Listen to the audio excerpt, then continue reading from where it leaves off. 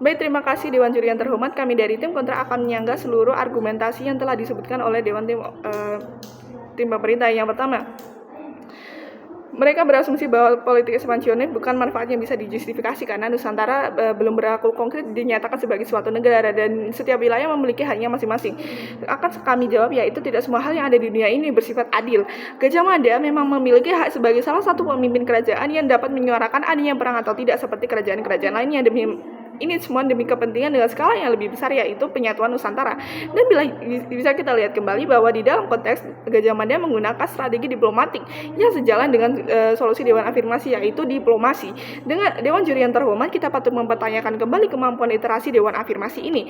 Dari konteks mosi kita dapat membayangkan sebuah skenario bagaimana latar belakang Gajah Mada mengaplikasikan politik ekspansionis ini. Kemungkinan yang pertama, Gajah Mada memang sudah pernah mendiskusikan secara diplomatis, namun mereka atau kerajaan-kerajaan lain meragukan tujuan Gajah Mada, lalu menuju kepada kemungkinan yang kedua. Kemungkinan yang kedua yang bisa terjadi adalah Gajah Mada justru bisa menjadi seorang korban. Mengapa demikian?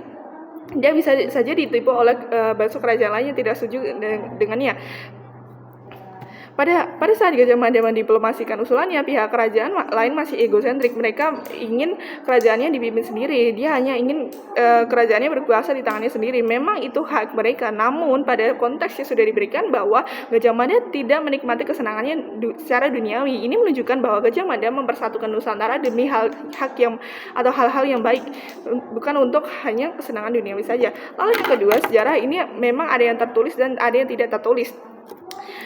Seperti yang sudah disebutkan adalah sejarah-sejarah yang sudah tertulis di dalam buku-buku sejarah. Namun ada sejarah-sejarah yang tidak tertulis yang kita belum tahu pasti bahwa apakah Gajah Mada yang menyerang atau Gajah Mada yang diserang dan ditipu oleh kerajaan-kerajaan lain. Ini menunjukkan bahwa konteks dari perdebatan mosi atau dari Dewan Afirmasi tersebut tidak bisa dijustifikasi. Lalu yang ketiga, ini bukan politik imperialisme di konteks ia tidak mengambil sumber daya atau kerajaan atau keuntungannya sendiri. Seperti yang kita tahu, politik imperialisme ini untuk mengambil suatu sumber daya alam atau suatu sumber daya manusia. Namun tidak disebutkan bahwa Gajah Mada ini mengambil suatu keuntungan. Dia tidak menikmati kesenangan secara duniawi. Lalu yang keempat, bisa jadi mereka lah yang menyatakan perang atau kerajaan-kerajaan ini menyatakan perang walaupun sudah dibicarakan secara baik-baik. Lalu yang kelima, kedaulatan memang hal yang terpenting. Namun pemersatuan ini juga dilakukan untuk mesejahterakan seluruh kerajaan yang ada di Indonesia, karena kerajaan Indonesia ini sangat beragam macamnya. Lalu bila disatukan maka akan menguntungkan dari segala belah pihak atau seluruh bagian kerajaan yang ada di wilayah Indonesia. Lalu kita akan membagi argumentasi kami untuk menjadi beberapa bagian. Yang pertama ada permasalahan akar, yang kedua ada tokoh dan motif-motif, yang ketiga ada latar belakang, yang keempat ada status quo, yang kelima ada solusi. Lalu yang pertama, permasalahan akar yang dimiliki dari mosi tersebut adalah area Nusantara ini memiliki banyak sekali kerajaan.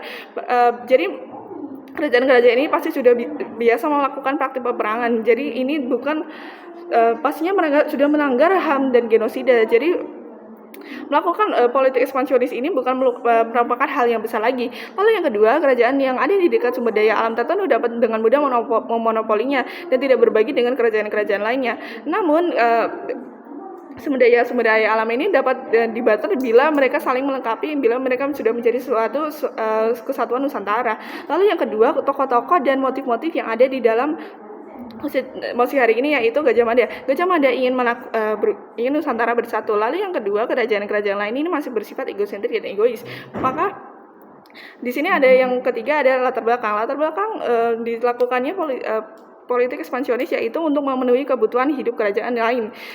Bila mereka sudah saling barter dan mencukupi, maka mereka akan menciptakan kerukunan dan mempermudah manajemen Nusantara. Karena bila Nusantara ini bersatu, ini akan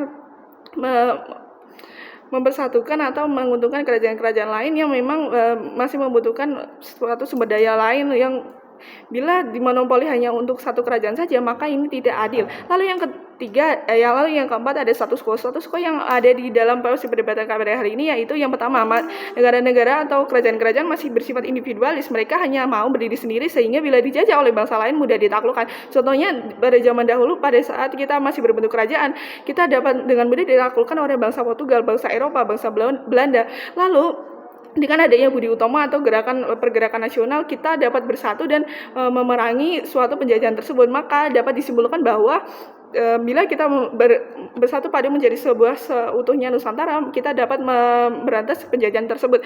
Adanya agresi militer secara brutal.